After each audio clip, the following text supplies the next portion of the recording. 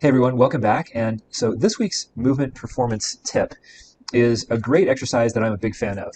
So what you'll notice in the setup here is we're going to go after trunk rotation, we're going to go after shoulder rotation, and we're going to go after head and neck rotation. The setup is really low threat, really conservative, really simple. If you are having pain, this is an easy one to get started with.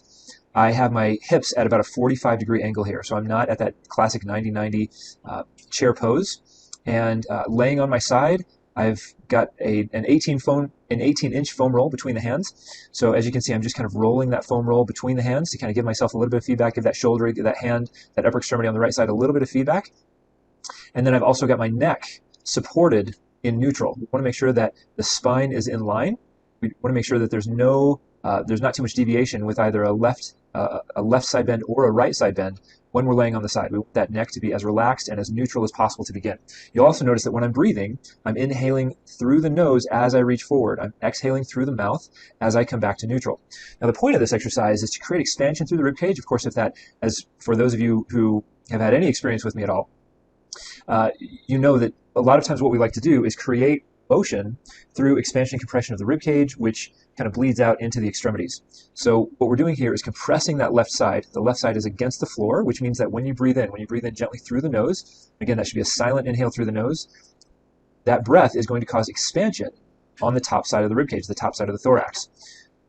So again, reach in. I'm kind of exaggerating this here. Breathe in through the nose as you reach, and what you'll notice here is that the head and neck are relaxed to the point that as you reach forward, the thorax is rotating forward as well, and as a result of the head being supported and relaxed, the head essentially turns to the right. So this is a relative motion of right rotation in the neck to the right because the thorax is rotating underneath it.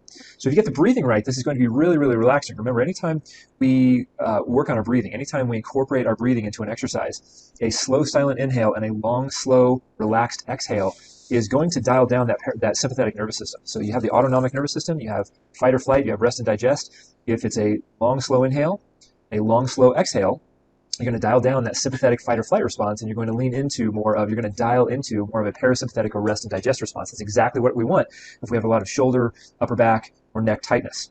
So pretty simple exercise, kind of self-explanatory, just watching it. Just make sure you inhale slowly and silently as you reach forward, and that you exhale slowly and calmly as you exhale through the mouth on your way back. I would choose to do anywhere from 10 to 12 repetitions laying on the side that you're trying to affect. So in this case, if I'm having trouble with neck rotation to the right, or if I'm having trouble with shoulder mobility, or upper back mobility on the right, I might want to choose to do anywhere from 10 to 12 repetitions laying on the left side, then go to the right side, 10 to 12 repetitions there, and then come back to the side for one more round of 10 to 12 repetitions.